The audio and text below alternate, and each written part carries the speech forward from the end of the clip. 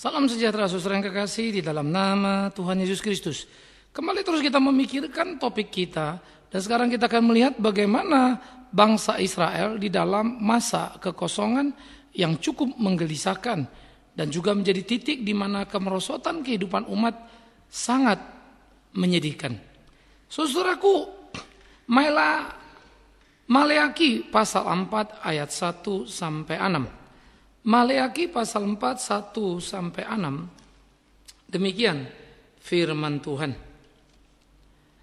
Bahwa sesungguhnya hari itu datang menyala seperti perapian, maka semua orang gegabah dan setiap orang yang berbuat fasik menjadi seperti jerami dan akan terbakar oleh hari yang datang itu. Firman Tuhan semesta alam, sampai tidak ditinggalkannya akar dan cabang mereka. Tetapi kamu yang takut akan namaku, bagimu akan terbit surya kebenaran dengan kesembuhan pada sayapnya. Kamu akan keluar dan berjingkrak-jingkrak seperti anak lumbu lepas kandang. Kamu akan menginjak-injak orang fasik, sebab mereka akan menjadi abu di bawah telapak kakimu pada hari yang kusiapkan itu. Firman Tuhan semesta alam. Ingatlah kepada Taurat yang telah kuperintahkan kepada Musa hambaku di Gunung Horeb, untuk disampaikan kepada seluruh Israel, yakni ketetapan-ketetapan dan hukum-hukum.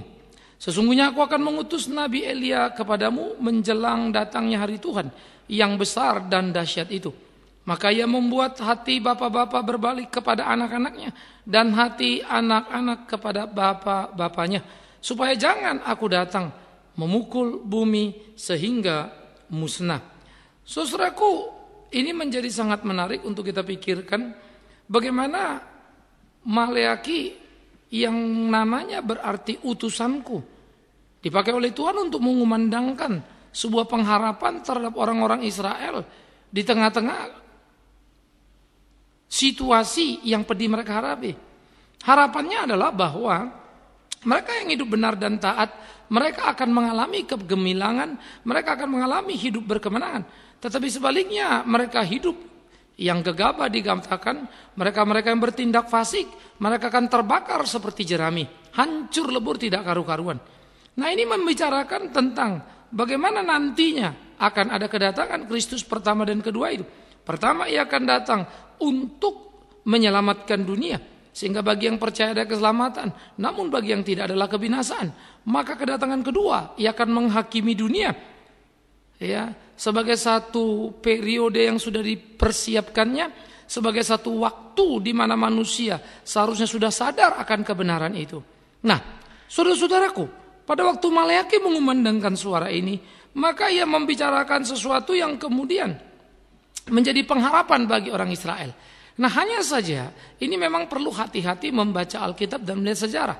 Ya, sehingga kalau kita melihat misalnya sepertinya ini menjadi sesuatu final yang selesai, di mana kemudian orang-orang percaya itu dikatakan berjingkrak-jingkrak seperti anak lembu lepas dari kandang, penuh kegirangan begitu ya, penuh kebahagiaan, kemenangan. Nah, ini di mana titiknya?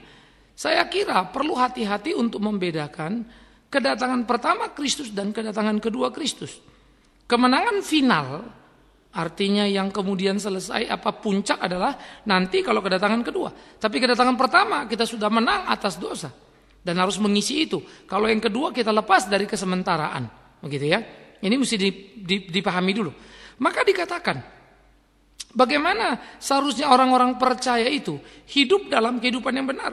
Mereka diperintahkan untuk mengingat kepada Taurat yang telah diberikan kepada Musa, hamba Tuhan di Gunung Horeb dikatakan, yang disampaikan kepada seluruh Israel dan ketetapannya. Nah, mereka harus mengingat itu, kembali ke situ untuk hidup takut akan Tuhan. Saudara-saudara, jika saja tiap orang Israel yang mengerti Taurat percaya dengan sungguh, maka pasti mereka akan sampai pada pengenalan akan Kristus. Tapi mereka percaya dan menjadikan itu hanya semacam kekuatan institusi agama menurut keyakinan dirinya dan bukan penaklukan dirinya. Maka yang jadi mereka menyalibkan Yesus Kristus. Ya, persis seperti sunat misalnya. Orang-orang Israel sunat lalu merasa sudah suci. Padahal Musa dengan tegas mengatakan, memang kamu disunat fisik, tetapi pemaknaannya adalah sebetulnya sunat hati, kan begitu. Sehingga yang fisik itu harusnya nampak dalam kualitas moralitasnya. Kualitas lebih tinggi lagi adalah spiritualitasnya. Tetapi ternyata orang-orang Israel hanya melakukan sunat ya pada fisik saja, tetapi tidak pada batinianya. Nah, ini perlu kita lihat, mereka menjalankan tetapi sebetulnya esensinya diabaikan. Ya, jadi hanya ritualnya, kehilangan spiritualnya. Begitu juga sebetulnya bagaimana kemudian orang-orang Israel yang belajar Taurat, mestinya ngerti Taurat, mereka dibawa mengenal Yesus, tapi mereka tenggelam dalam pemahaman lahirianya tok, begitu ya. Sehingga mereka membuat berbagai aturan-aturan tentang Taurat yang direvisi oleh Yesus. Bagaimana mereka menyelewengkan ini dan itu yang kemudian diperbaiki oleh Tuhan Yesus. Maka Maleakhi mengingatkan kepada orang Israel bahwa nanti dikatakan Tuhan akan mengutus ya Nabi Elia kepada mereka menjelang datangnya hari Tuhan yang besar dan dahsyat itu. Maka ia akan membuat hati bapak-bapak berbalik kepada anak-anaknya dan hati anak-anak kepada bapak-bapaknya, supaya jangan aku datang memukul bumi sehingga musnah. Lah, kalau Tuhan mau memukul bumi sehingga musnah, emang bumi sebelumnya seperti apa? Lalu yang sekarang emangnya seperti apa, kan begitu ya? Toh memang ada kekacauan, toh memang ada kegalauan. Nah, maka antara periode datang pertama dan datang kedua itu harus hati-hati. Nah, ini yang mesti kita sikapi. Saudara-saudara, Maleakhi kemudian menjadi seorang yang menyuarakan pengharapan ke depan. Maka pada periode kedatangan pertama itu, ya Elia yang diutus itu ternyata dengan segera kita mengetahuinya. Siapa sih Elia itu ternyata? Elia yang diutus itu tentu bukan Elia yang bangkit dari kematiannya, tetapi Elia itu dikatakan dalam Matius pasal 17 ayat 11 sampai 13. Jawab Yesus, memang Elia akan datang dan memuliakan segala sesuatu dan memulihkan segala sesuatu. Dan aku berkata kepadamu, Elia sudah datang, tetapi orang tidak mengenal dia dan memperlakukannya menurut kehendak mereka. Demikian juga Anak Manusia akan menderita oleh mereka. Pada waktu itu mengertilah murid-murid Yesus bahwa ia berbicara tentang Yohanes Pembaptis. Nah, jadi Elia yang dimaksud itu adalah Yohanes Pembaptis. Bagaimana sebetulnya gambarannya adalah Elia menaklukkan nabi-nabi Baal di zamannya. Untuk membawa orang Israel harusnya kembali kepada Tuhan. Tetapi pada waktu itu tidak mau orang Israel kembali. Sehingga Elia sempat mengalami kekecewaan. Tapi kemudian Tuhan memberikan 7.000 Israel sejati. Iya. Kepada Elia yang menjadi penghiburan. Begitu pula dengan kedatangan Kristus, saudara yang kekasih. Sehingga pada waktu Kristus datang, Elia kembali dalam hal ini Yohanes Pembaptis membuka jalan supaya orang-orang bertobat dan percaya kepada Kristus. Perhatikan kalimat itu. Kembali kepada Allah dengan percaya kepada Kristus. Yang olehnya Yohanes Pembaptis mengatakan membuka tali kasutnya saja aku tidak layak. Tetapi apa yang terjadi, saudara, orang-orang Israel tidak semua mau percaya kepada Yesus. Bahkan mereka menyalibkannya. Tapi murid-muridnya dan beberapa orang percaya kemudian menjadi pengikutnya. Kalau di waktu lampau Elia diberi 7.000 orang. Ya. Tetapi sekarang di era ini bagaimana kita melihat semangat pemulihan itu terjadi? Ya. Tapi orang Israel yang kembali juga tidak banyak. Nah, saudara-saudaraku, semangat ini sebetulnya ditaruhkan dalam pemahaman kita. Kenapa Yohanes Pembaptis itu disebut sebagai Elia yang akan datang itu?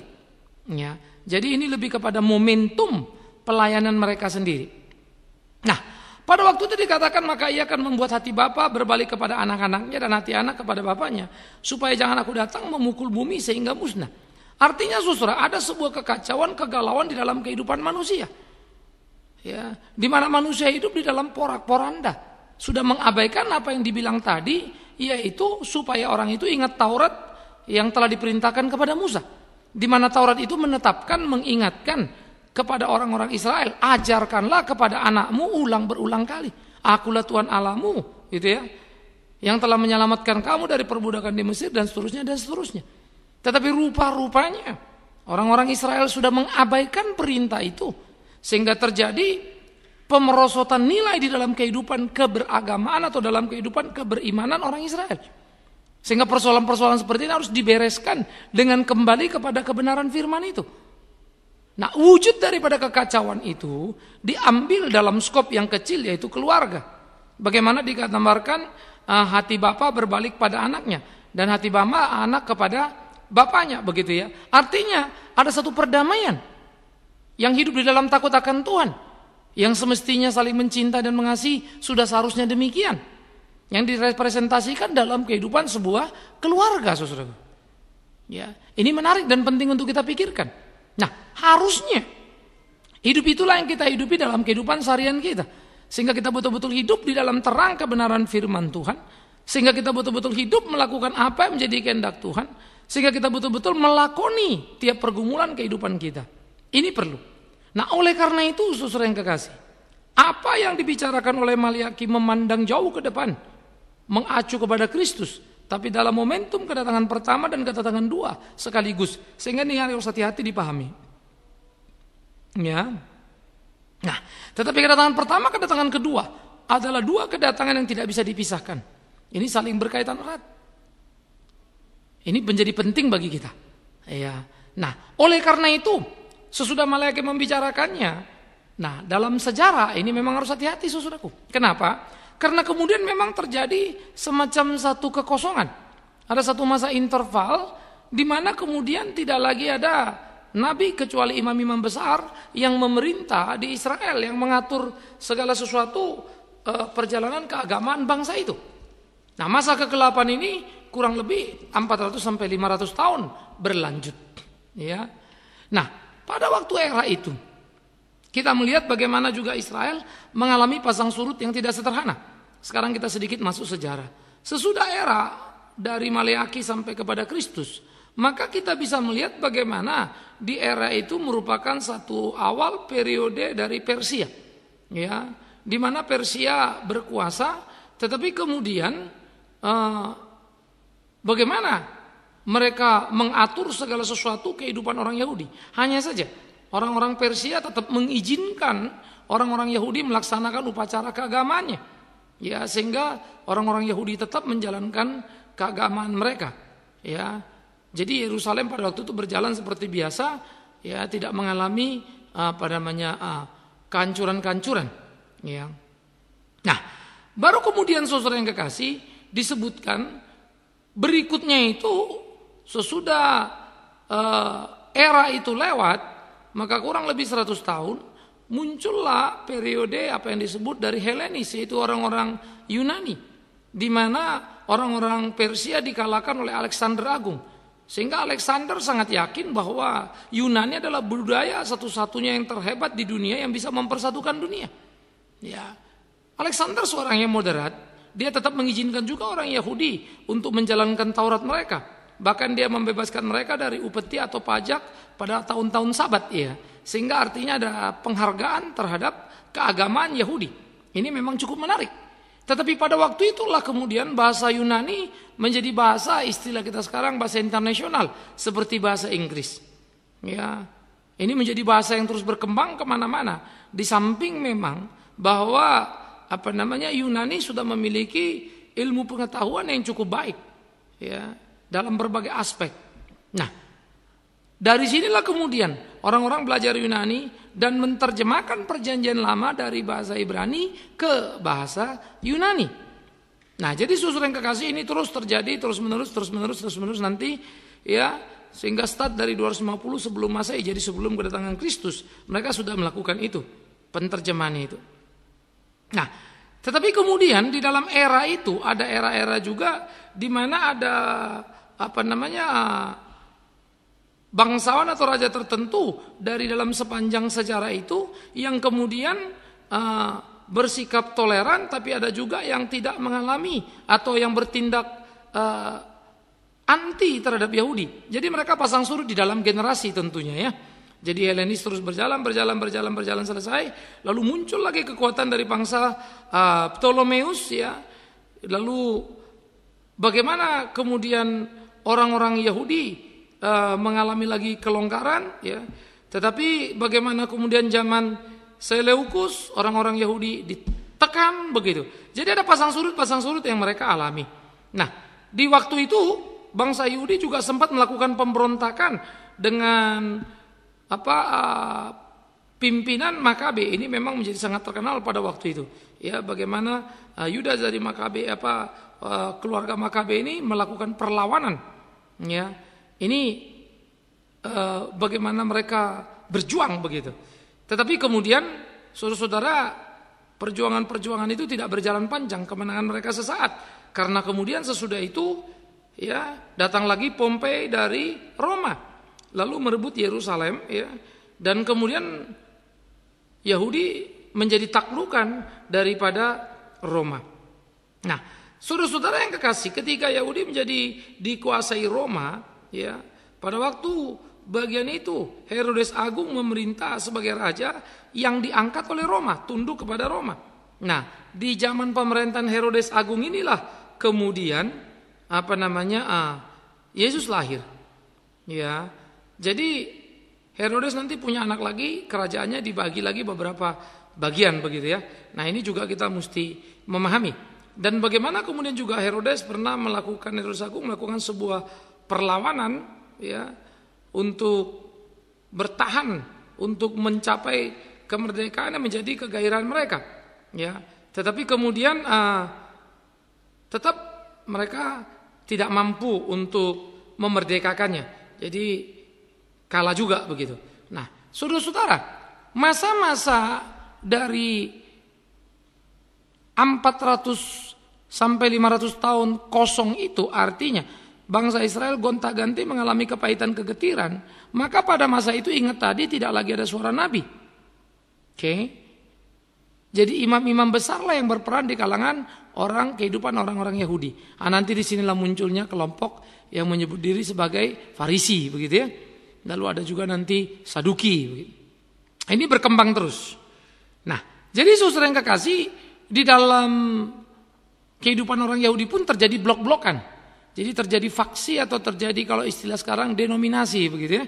Jadi ada denominasi Farisi, ada denominasinya Saduki. Lalu ada juga kelompok Eseni yang lain lagi, yang mereka kemudian mengasingkan diri, menganggap orang-orang yang di luar itu sudah najis. Jadi mereka mempunyai komunitas tersendiri, begitu.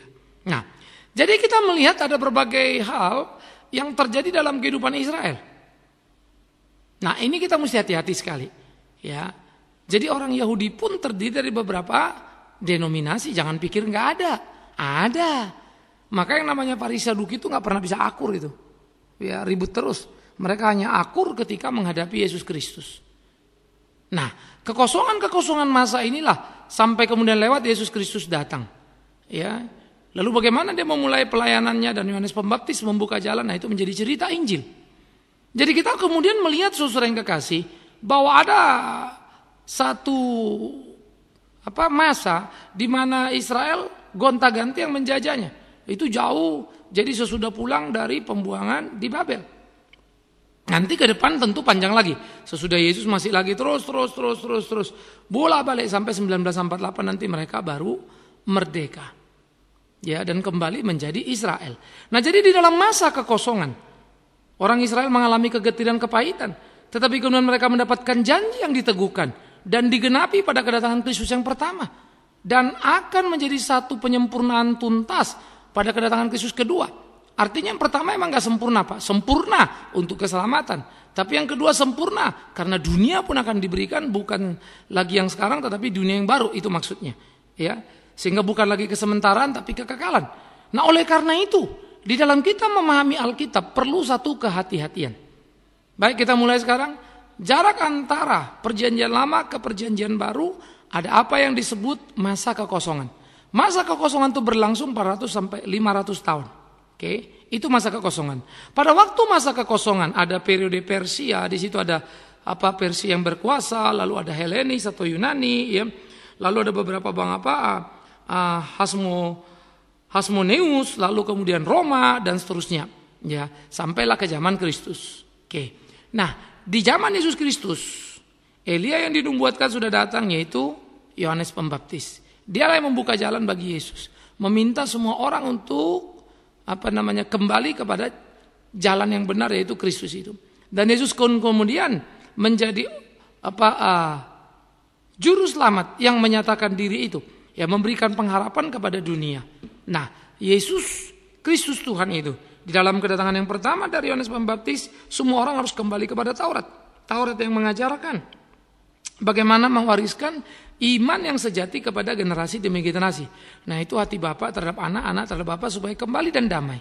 Ya, disitulah sebetulnya pengenalan akan kebenaran, sehingga itu akan membawa orang pada hidup yang benar. Nah, jadi saudara yang kekasih, pemulihan itu saudara tidak bisa kemudian bilang, loh sekarang masih ada yang ribut tuh pak, orang tua sama anaknya misalnya, loh si Anu ribut gini, si Anu ribut gitu. Nah, banyak sekali orang kemudian salah paham Alkitab, katanya gini tapi kok gini, katanya gini tapi kok gini. Nah, karena kesalahan memahami periode-periode atau apa yang dimaksud dengan tulisan Alkitab. Memang celaka lagi ketika ada pengkhotbah mencomot lalu mengkhotbahkannya ceplok begitu aja, ya. Lalu orang dengar, oke aja tuh khotbah, tapi kenyataannya begini tuh, kenyataannya lain kan gitu. Lalu bingunglah semua orang. Apakah janji Tuhan ini bohong? Apakah janji Tuhan ini tidak benar? Apakah janji Tuhan ini palsu? Maka saya akan berkata tentu tidak. Tapi kita salah memahami itu iya, salah mengkhotbahkan itu iya, itu fakta yang tidak terbantah. Yang seharusnya perlu untuk perlu kesadaran dari kita untuk memperbaiki diri, merevisi tiap apa yang tidak tepat tadi. Sehingga dengan demikian kita mau belajar untuk mengerti kehendak Allah di dalam kesejatian yang sesungguh-sungguhnya. Nah, jadi saudaraku yang kekasih, disinilah seharusnya kita memahami, mengerti bagaimana periode sejarah perlu menjadi pembelajaran kita. Karena jangan lupa, perjalanan bangsa Israel adalah perjalanan histori atau sejarah. Tapi dalam perjalanan itu ada satu pemahaman yang mereka berproses dalam mengerti kehendak Allah, itu teologi namanya. Ya, dari PL sampai ke PB, ada masa tenggang waktu yang kosong, yang cukup panjang, dan banyak yang terjadi pada orang-orang Yahudi. Dan juga banyak perubahan-perubahan struktural di dalam keagamaan Yahudi. Dari Nabi bergerak dan bergeser menjadi era para imam yang mengatur segala sesuatunya di dalam pemerintahan Yahudinya, begitu ya. Sehingga nanti itulah yang ada di zaman Yesus Kristus, ahli Taurat atau imam besar dan seterusnya. Ya, nah ini menjadi kekuasaan tertinggi. Nah, pada waktu itu kemudian perjanjian baru kita tidak lagi akan melihat ada nabi. Ya, ingat tidak lagi ada nabi. Walaupun banyak sekali sekarang ini orang ngaku nabi. Ya, jadi aneh tapi nyata lah begitu ya. Tapi ya terserah masing-masing lah situ untuk mengklaim dirinya kan.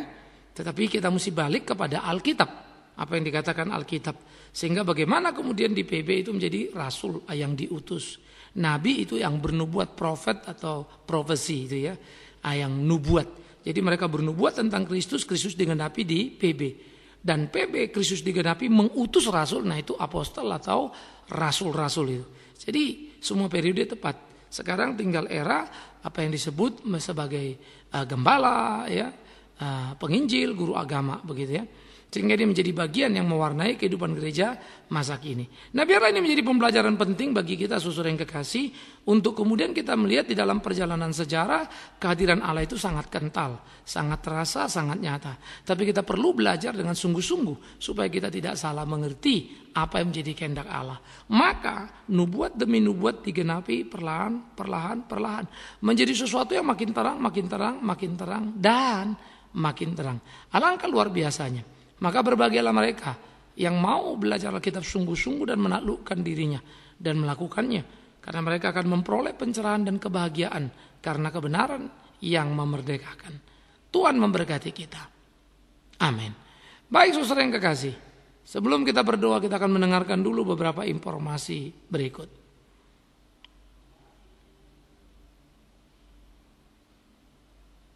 Mari kita berdoa. Kami bersyukur, kami berterima kasih kepada Tuhan yang terus memimpin, menuntun kami dalam sepanjang kehidupan. Sejarah boleh berlalu, tetapi pemeliharaan Tuhan tidak pernah selesai dalam hidup kami karena terus berlanjut hingga kesudahan zaman. Terima kasih Tuhan. Kata kami berdoa, teguhkan kami di pergumulan kehidupan kami. Sehingga seperti orang-orang Israel yang menjalani masa-masa, bahkan masa yang terasa genting, terasa penuh dengan kekosongan, masa yang menjadi era pencarian jati diri, kiranya juga menjadi pembelajaran untuk menemukan kesejatian diri itu sendiri. Terima kasih supaya kami tidak membuang waktu dalam hidup kami, tapi belajar dari tiap peristiwa, tak mengulang pada skala yang sama, sehingga kami jadi bersalah di hadapan Tuhan. Tapi biarlah kami melakukan yang benar, sehingga hidup kami menyenangkan hati Tuhan. Di dalam nama Tuhan Yesus Kristus Tuhan yang hidup, kami berdoa bersyukur pada Bapa dalam sorga. Terpujilah Tuhan. Amin.